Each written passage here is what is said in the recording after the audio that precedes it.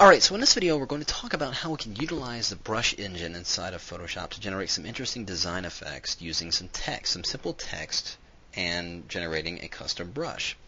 The first thing I'm going to do is I'm going to go over here and select my type tool. I'm just going to click once in the middle of this document right here.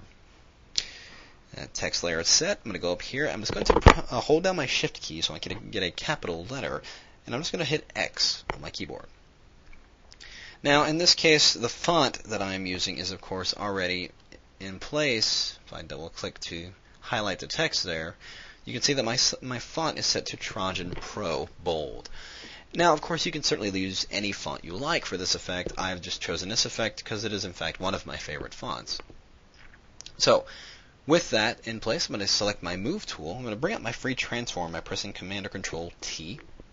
And then holding down the Shift and the Option key, or Shift Alt, let's scale this out from the center proportionally.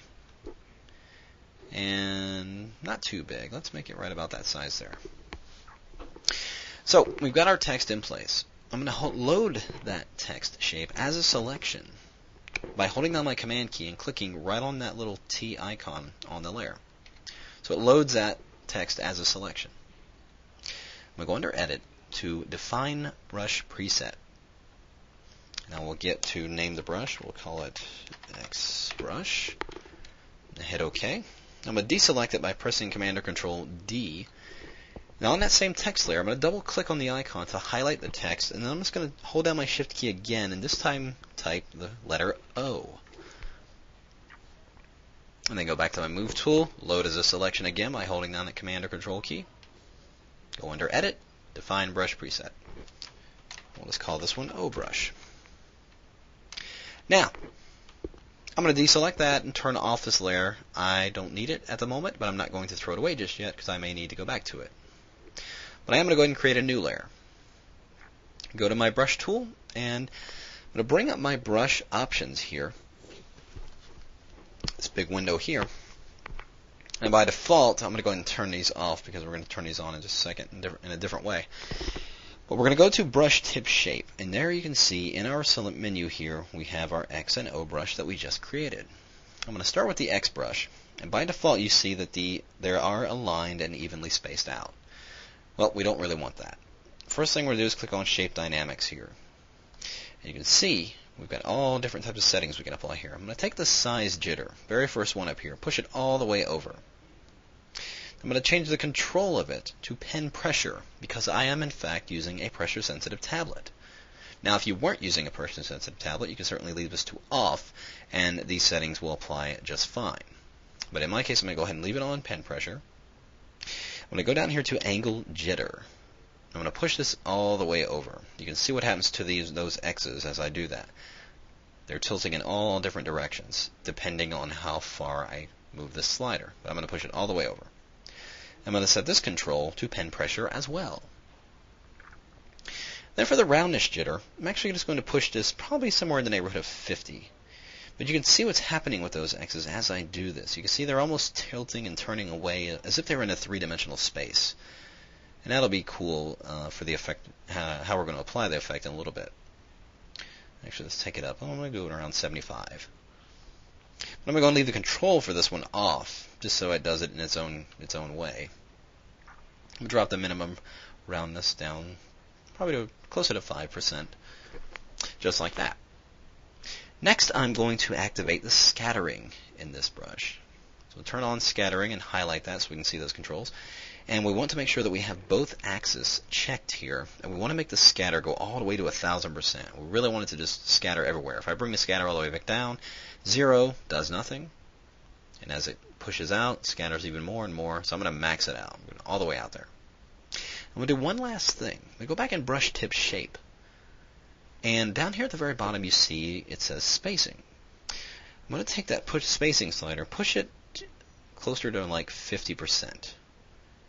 Right about like that. So if I get too low of a number, it's going to be really crowded in there. You can see it's scattered all up in there. So we get around 50 just so it's not so crowded when I start to paint this down. Alright, so let's push our brush palette out of the way and let's paint a little and see what we get. So we're getting a pretty interesting effect there. I'm actually going to make that brush a little smaller. I'm going to use my left bracket key.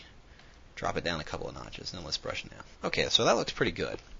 Alright, so once I've got all my parameters of my brush set, before I do anything else, I'm going to go into my brush preset here. I'm going to go over here and go to New Tool Preset. Let's give it a name. We'll call it XBrush1. Boom. There. That brush is fixed and set. So anytime if I go to another tool and come back to it, it is going to have the same exact settings as it did before. So that is all set. Let's go back over here into our brush engine, and let's select that O brush that we created. Now, here's something that's pretty cool. If you're working in the same brush window and you've modified a brush setting, if you go and select another brush, a lot of those settings will be sticky in a sense that, oh, let's get that one right there. That is the correct one. I've got so many down here. Here's that O brush we created. So as I was saying, a lot of the settings will be sticky in the sense that they will apply to a new brush whenever you are selecting it inside the little brush menu there. So you can see in Shape Dynamics, all the same settings have applied. It's 100%, pen pressure, all this, the scattering, all that has been applied. The only thing that's different, the only thing it didn't change that we're going to have to go here and do is back in the brush tip shape, you can see that the spacing on that last brush, we set it to 50. Well, it's defaulted back to 25% in this case, so we're just going to push that back up. But all those same settings have been applied, and since I know how that brush behaves, I don't really need to test it. I'm just going to go over here, and we'll save this brush again. We'll call this the O brush.